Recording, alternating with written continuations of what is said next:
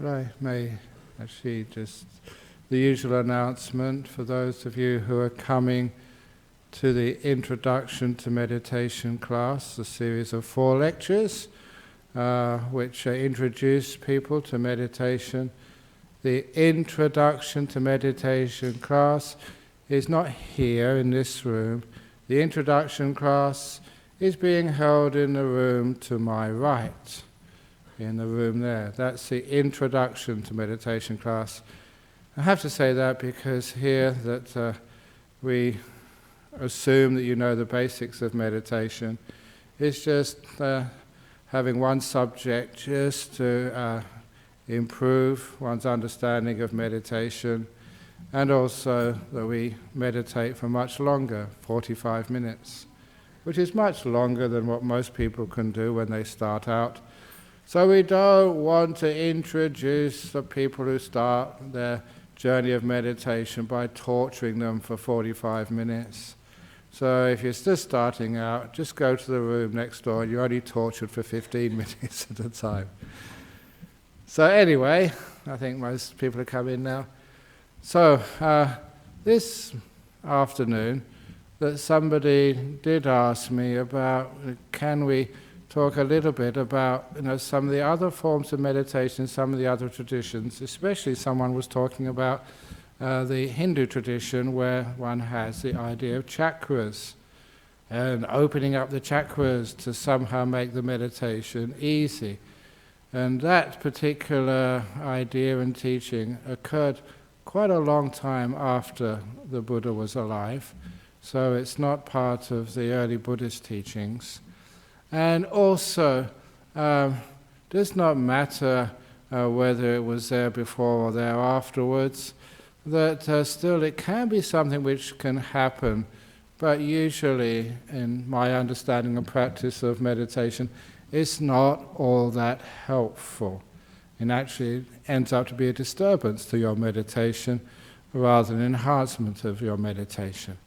So what it really means is that as one gets into the meditation, you go past the beginning stages of present moment awareness and some silence, so there's not many thoughts going on in your head, and you go to something like being able to observe the breathing, breathing in, breathing out. The whole purpose of this meditation is to be able to focus on that breath without any effort, without too much force, so that you can sustain your awareness on the breathing effortlessly.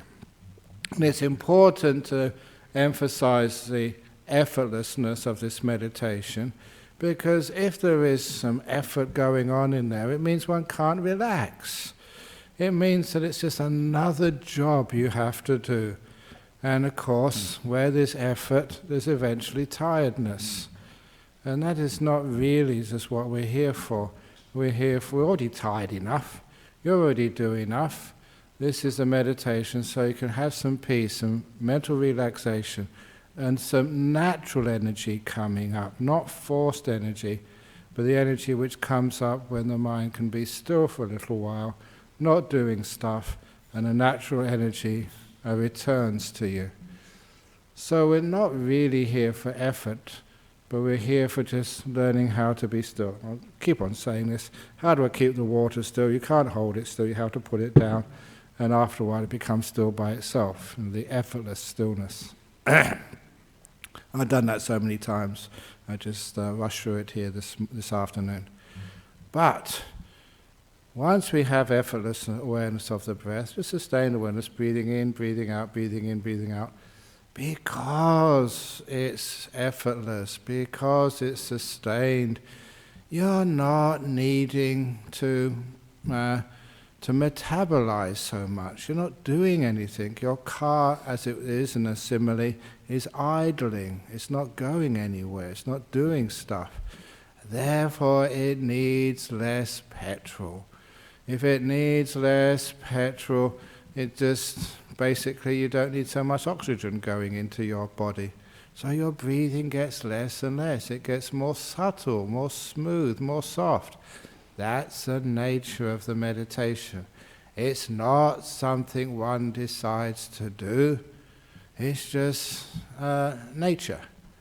So you find you're breathing in softer and softer and softer. And the idea is that the body vanishes. So you can't feel the body anymore. So the hands disappear, the arms disappear, the legs disappear, and the whole rest of the body, you don't know where it is because you're just very peacefully, just first of all, just watching the breathing, and then the breath gets so soft, just the beauty, the delight, which comes up in the meditation. That's what one is focusing on. So the body is supposed to vanish, disappear. Now what can sometimes happen if you don't let the body disappear quick enough? In other words, it's still, you're interested in the body, how are the legs going, what are the hands up to. Instead of being confident, you can leave them alone and they're fine. What happens then is that you do get energies coming up in the meditation. These are energies because you're not wasting energy doing stuff. Because that's why the breath is soft, because you don't need energy, you're not metabolizing. But you get a natural form of energy and awakeness coming up, and that can be very strong, huge energies. And what happens is sometimes those energies, they go into the body when really they should belong into the mind. You still got a link to the body somewhere. And which means when the beautiful energies come up, they would normally create these beautiful lights we're called nimittas. Beautiful lights coming up in the mind. It's in the mind. Energy pours into the mind. But if you still got some body awareness, it goes into the body. And that's where we get these energies which are actually encouraged. In some traditions, called kundalini, called opening up of chakras. Yeah, it is some interesting, powerful energies, and people love weird stuff. That's one of the problems. I used to love weird stuff. And we do, this is really great because it's uncommon, but it's not all that helpful. In my experience of meditating, it's much, much preferable if they stay up in the mind. Because sometimes you get these energies, they can go into certain places, focus on a certain place in your body. You can maybe direct it, but in the end, so what? It's an energy which is not actually that comfortable. It's not peaceful, it's not subtle, it's too strong, it's in the wrong place. It's not harmful to the body, it's just uncomfortable, and you missed a great opportunity to take that energy where it really belongs, into the mind. So that's why in the tradition which I've been teaching, learnt, followed for such a long time, we try and just put the body aside as soon as possible. So the chakras, whatever's going on in the body, up and down the spine, you look after yourself, mate. I'm going into the realm of the mind. They're much more peaceful. And also, if anyone is concerned about health benefits, the greatest health benefit is actually when you let the body vanish and you disappear from the body. So you just, in the realm of the mind with these nimittas, with these beautiful bliss, and you can't feel the body, and then your body looks after itself so well. Basically, with health, a lot of times we are the problem. We're getting involved, worrying, messing around, where the body heals itself so well. One of the best ways of healing, you go to hospital, what do? They put you in a bed. Sleep, rest, the body has its own way of dealing with things. And I've seen that so many times. Stories, anecdotes to make it interesting. Where, the monks know all these stories. Young monk in Thailand, in the days when there was huge numbers of mosquitoes. This was jungles, 42 years ago, in the northeast. And we would meditate in the evening, under the trees. How romantic. In the jungles, a long way away from anywhere.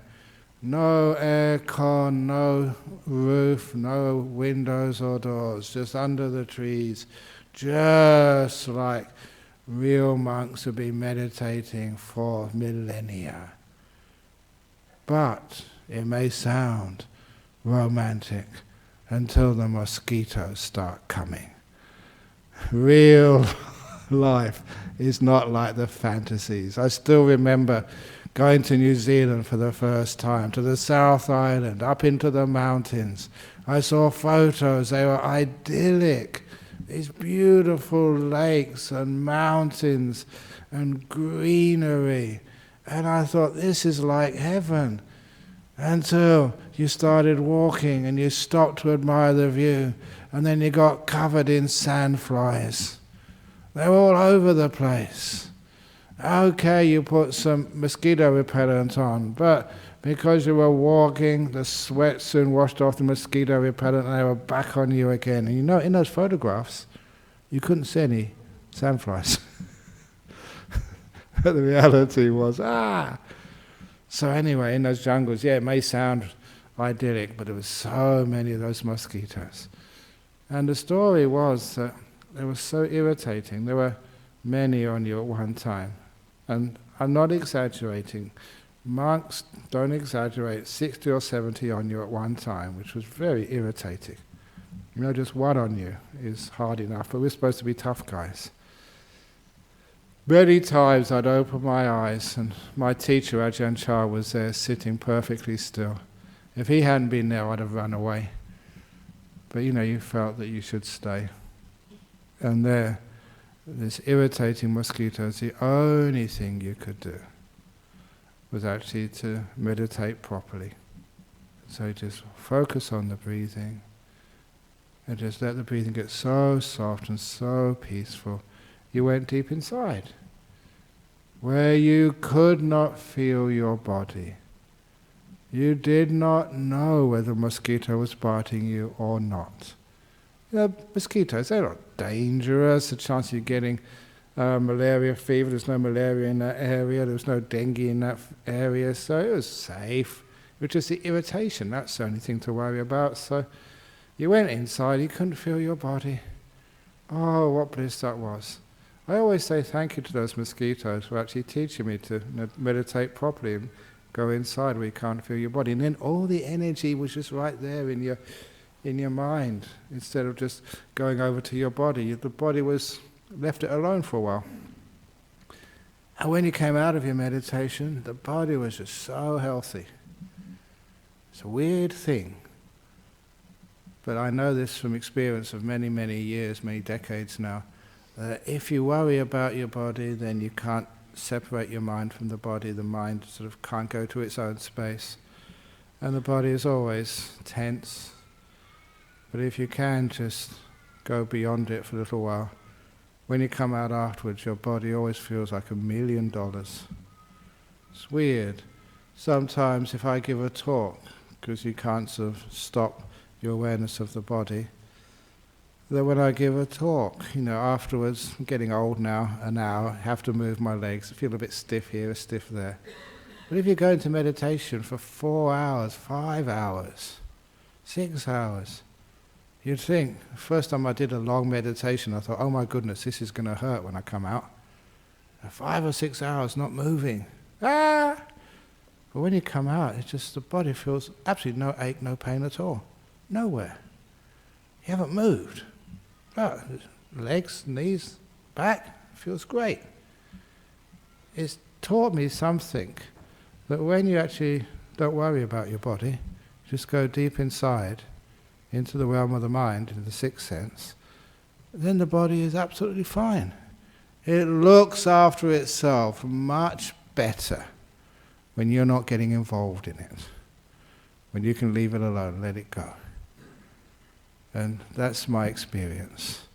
So instead of letting this energy flow into your body, which people say it heals, but my experience is it heals much better when the energy stays in the mind where it belongs, not in the chakras or anything else.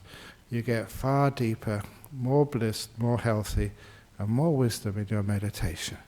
So we don't let it go to the body, if we possibly can. What belongs in the mind should stay in the mind. What belongs in the body stays in the body.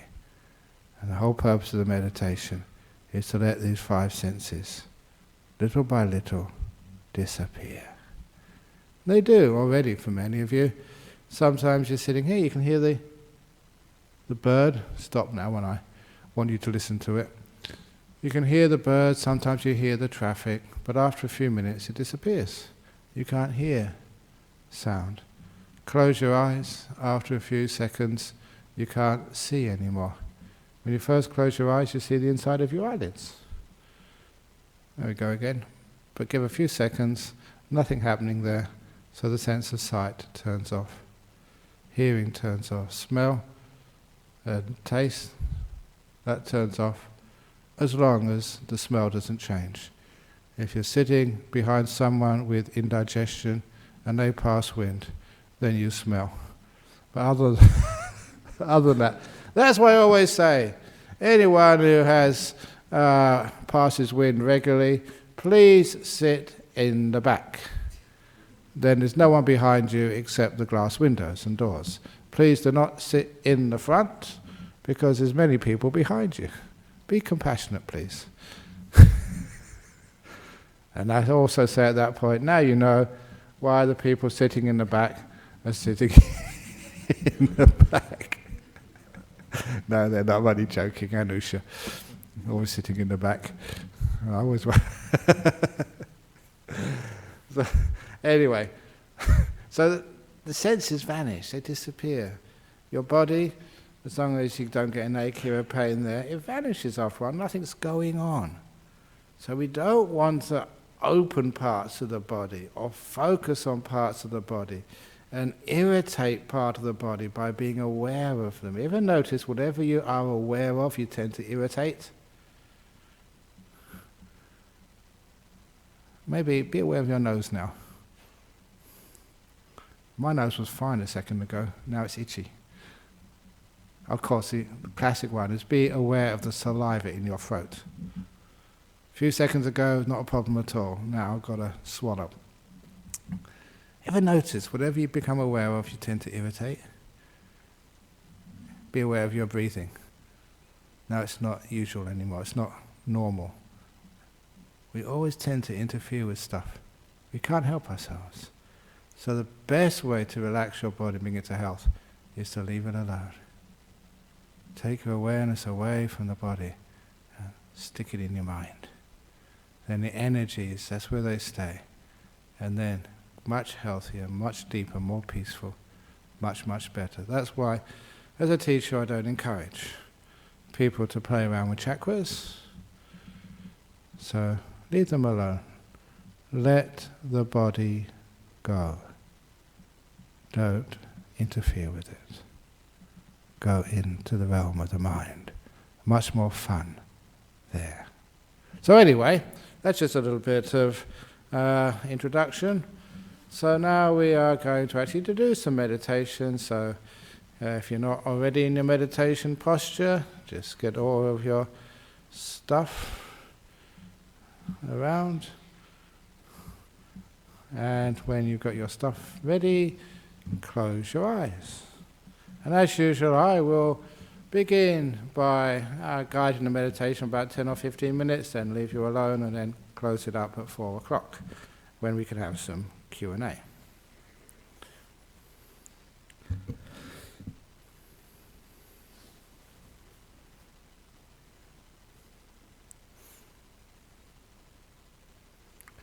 So, first of all, we've got to start with some awareness of the body before we can leave it alone.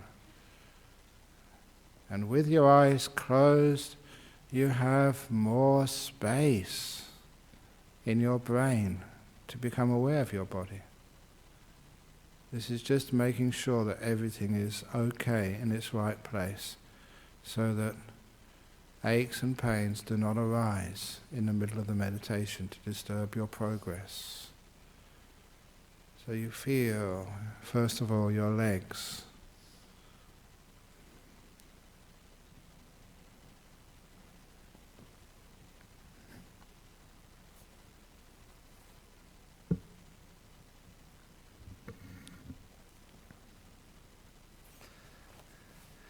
Making sure your legs are well positioned. They feel good.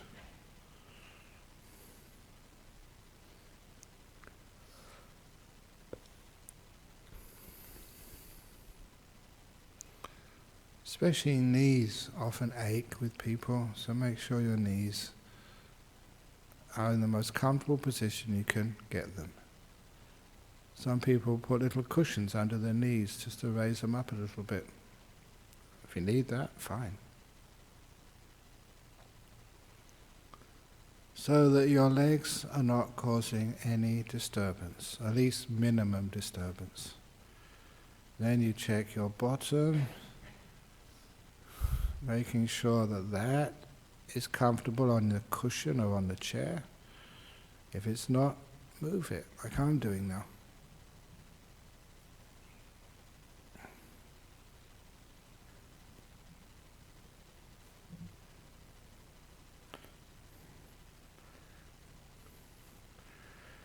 It's better. And then your back. It's good to be meticulous at the beginning. Don't rush things. Be careful, making sure that your back is in a good posture. I feel my back. I'm mindful of the sensations in the back. I'm also mindful if there's some tension there. If I find any tightness there, I relax. How do you relax? Trial and error. Mindfulness gives you the feedback to know, yeah, you are relaxing. You know that because you're mindful. You feel it. And then I'm aware of my hands and the arms.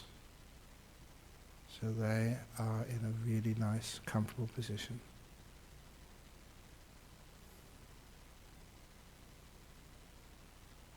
And I look at my head and my shoulder.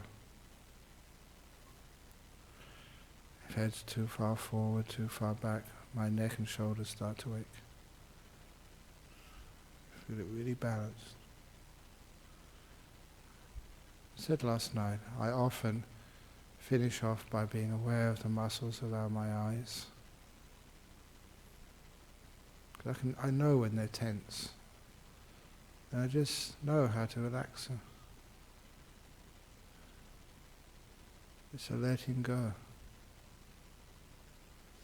A lack of fear. Making peace with things. And I feel the muscles relax.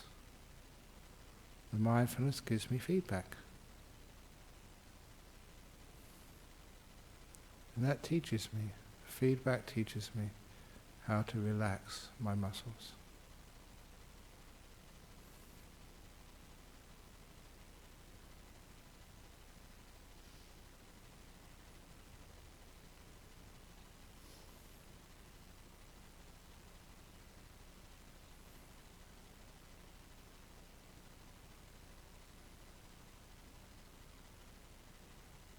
Once my body, the posture is comfortable, then I go inside my body.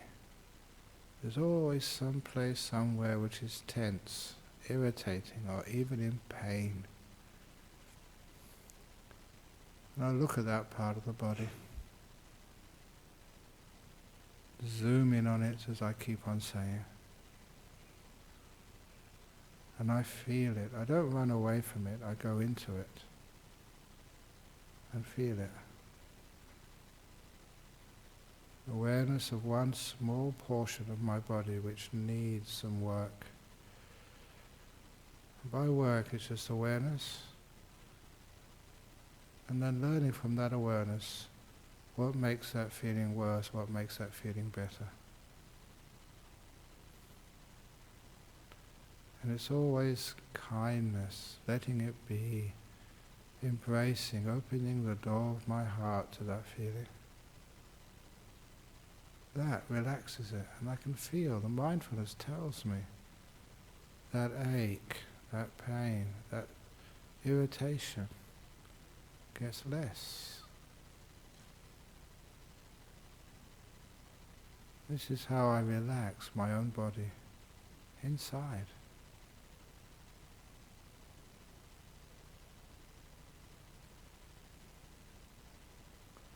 And the feedback is positive. I feel my body inside relaxing a lot. Tension, which could cause things like stomachache or irritable bowel syndrome or goodness knows what else. I'm aware of that feeling and I'm relaxing it away. So it's not just the outside of my body is relaxed, the inside is as well.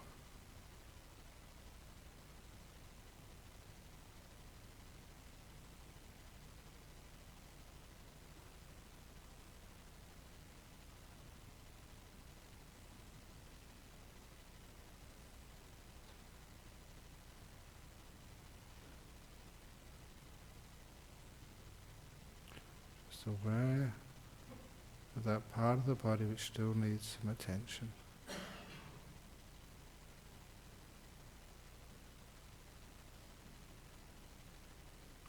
And relaxing it, and relaxing it.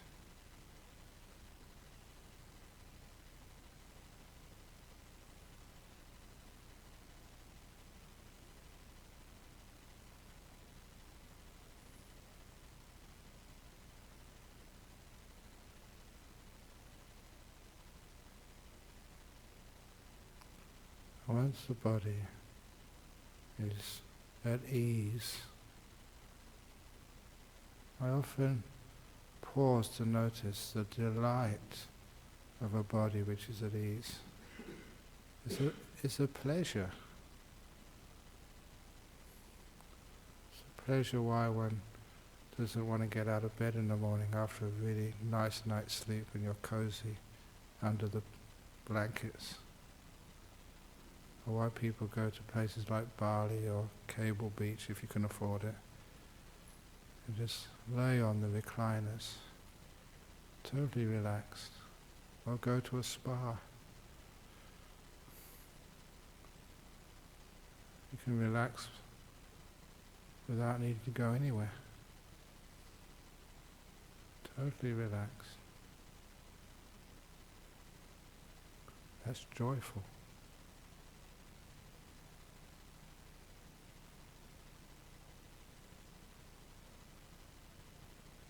And then I start to relax my mind in the same way. Going to what you probably have all heard now so many times, my peaceometer.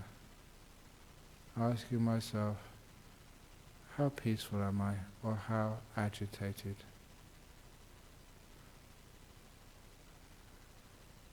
By being mindful of that thing which tells me how peaceful or how agitated I am, that is a peaceometer. Once I'm aware of how peaceful I am, I can get feedback how to be more peaceful. Or I also learn what agitates my peaceful mind. It's always wanting something agitates me. Contentment, letting be, kind, not asking anything for myself. That relaxes, and my peaceometer shows a deeper level of peace.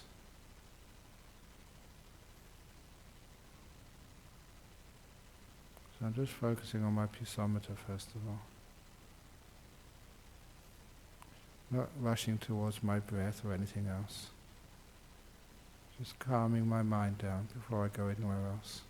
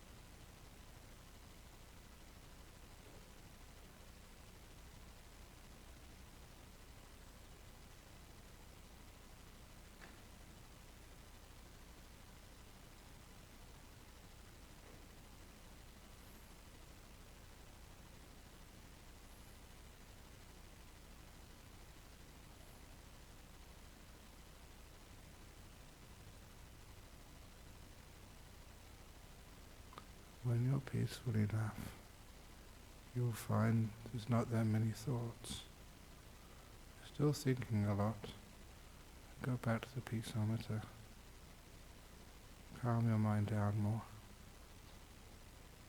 You'll find that bringing up the past, worrying about the future, that just agitates the mind. Just being here right now, content, nothing to do, nowhere to go, calms your mind down.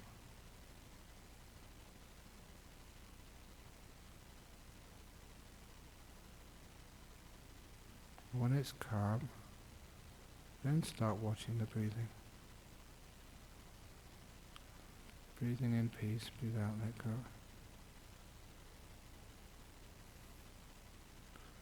Until you can be with the breath effortlessly.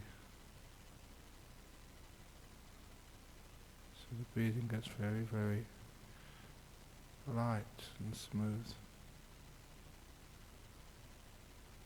Smooth enough that it can disappear and you can leave the body, go into your mind.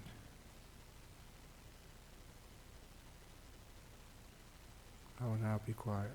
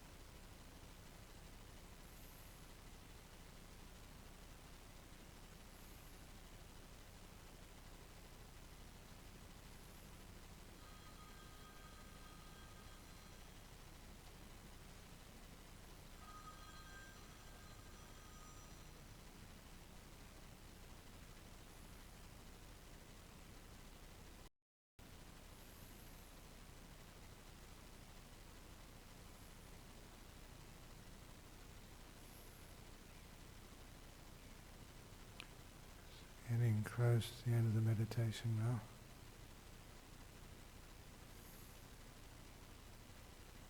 How do you feel?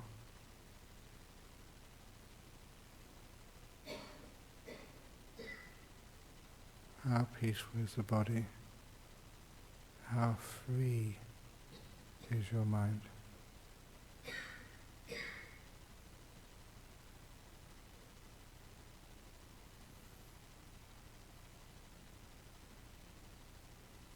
What worked or what didn't work? This is where we learn. In the last couple of minutes of the meditation, we review, understand, grow.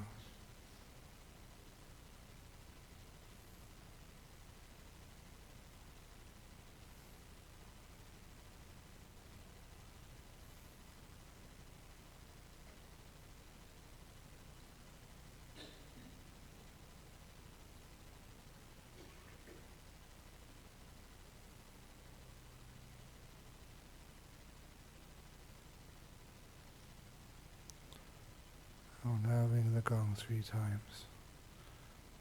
Please wait until the last ringing vanishes before you open your eyes to end the meditation.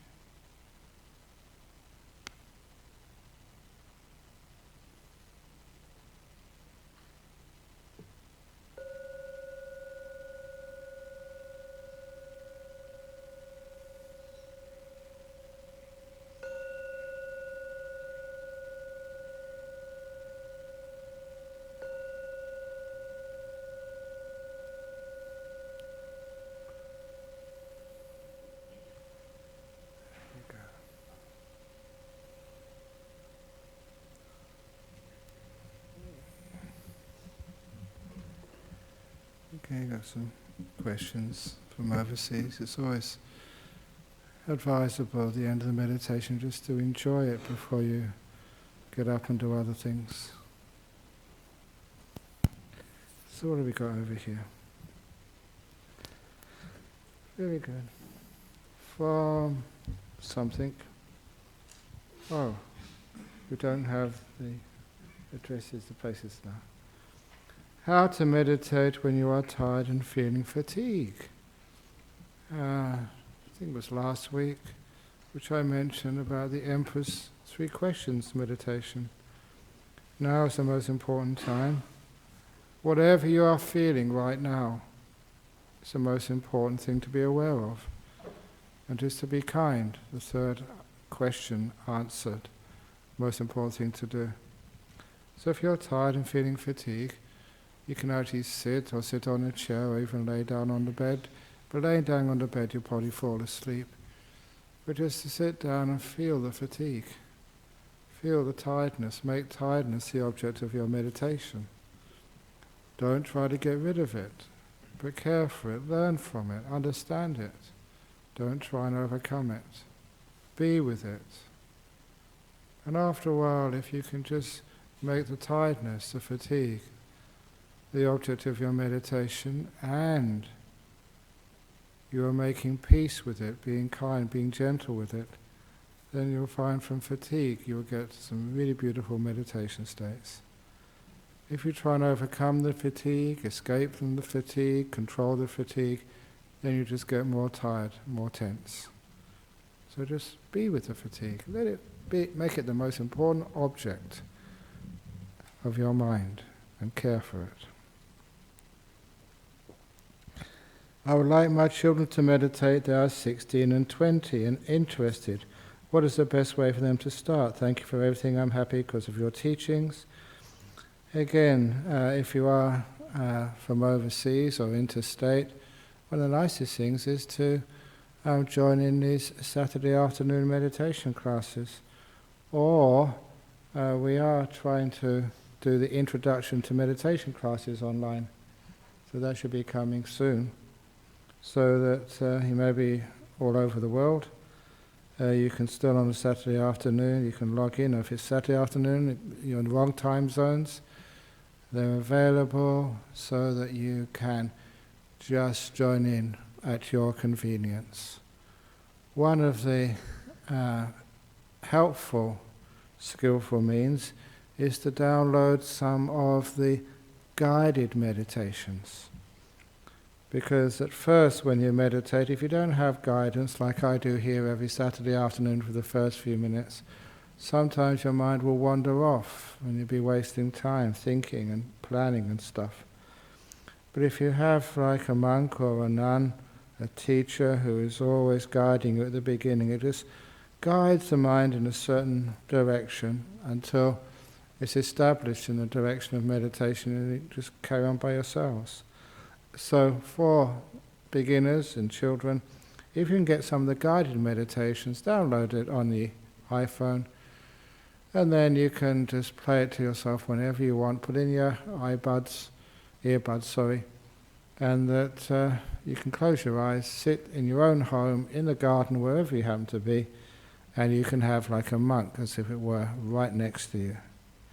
And that's great for 16, 20-year-olds.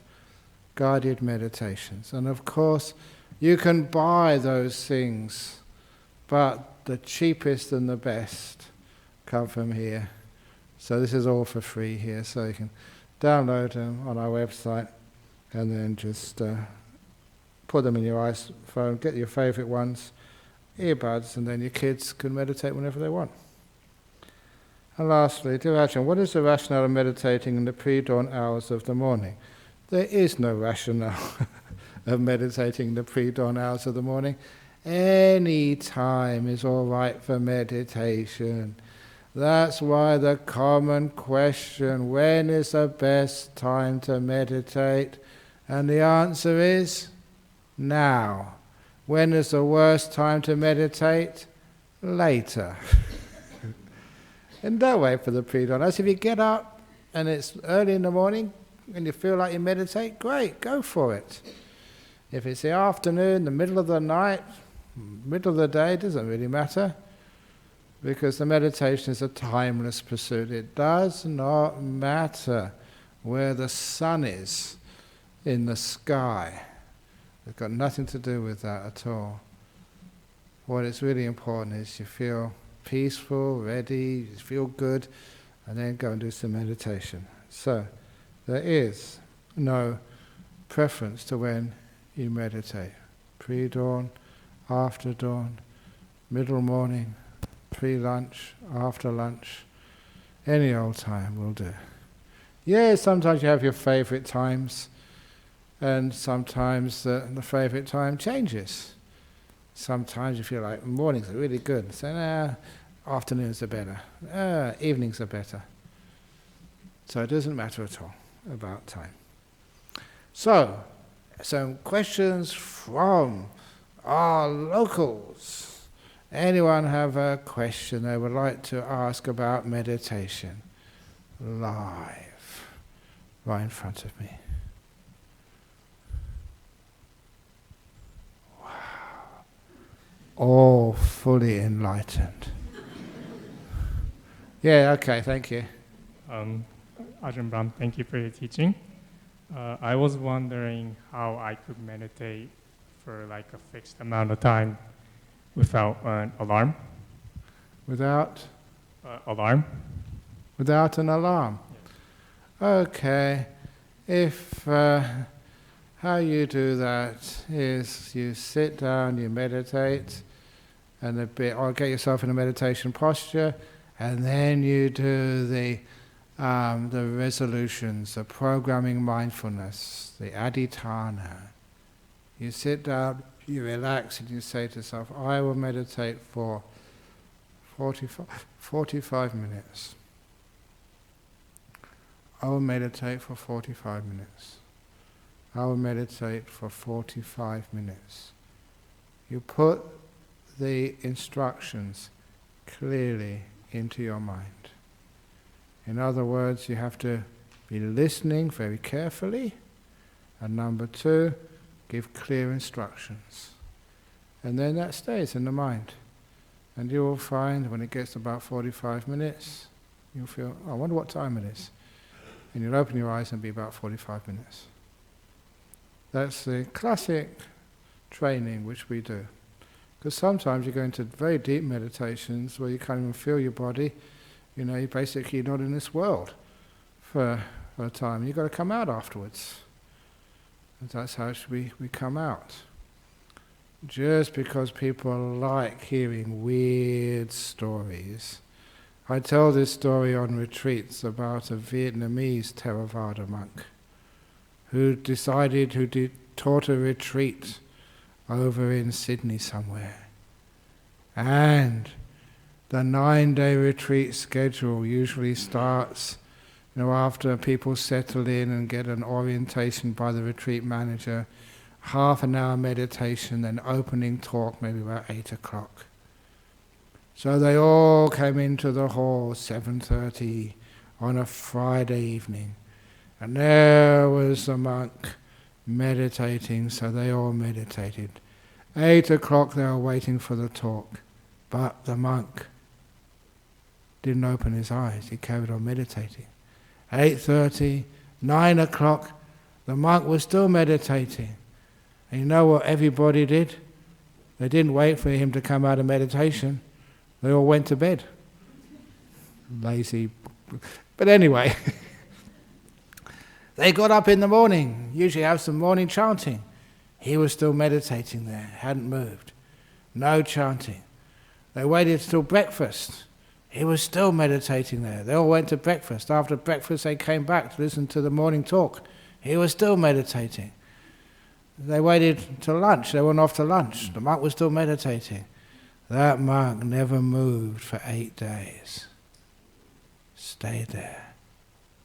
Not moving. Didn't drink any water. Didn't go to toilet. Didn't eat anything. Didn't say a word. How cool is that? And after the 8 days, he came out of his meditation, and apparently the first thing he said, I'm terribly sorry, I should have made that determination only to stay for a certain time and then come out again, because that's what we're taught to do. If you've got a duty to do, then you say, I must come out by 8 p.m. And if you do that, you always come out roughly about the right time. Otherwise, 8 days of just sitting there. Imagine if that happened to you. How many appointments would you miss? You get sacked from work. Doesn't really matter if you can do 8 days of meditation, you don't want to go to work again.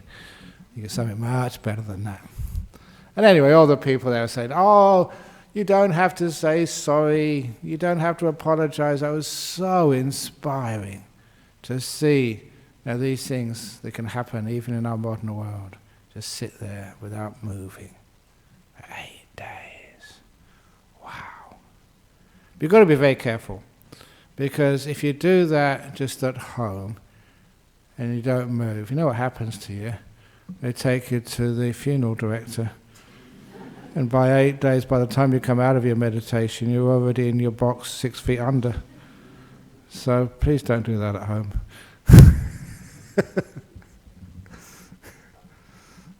That's a true story. Oh, you get. Okay, come on. You talked about sense of smell and being able to for my migraine headaches, certain perfumes trigger a biological reaction, and I find I cannot sit in a room with strong perfumes on.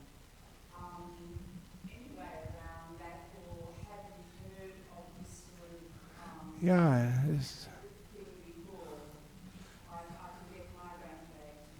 Yeah, it is.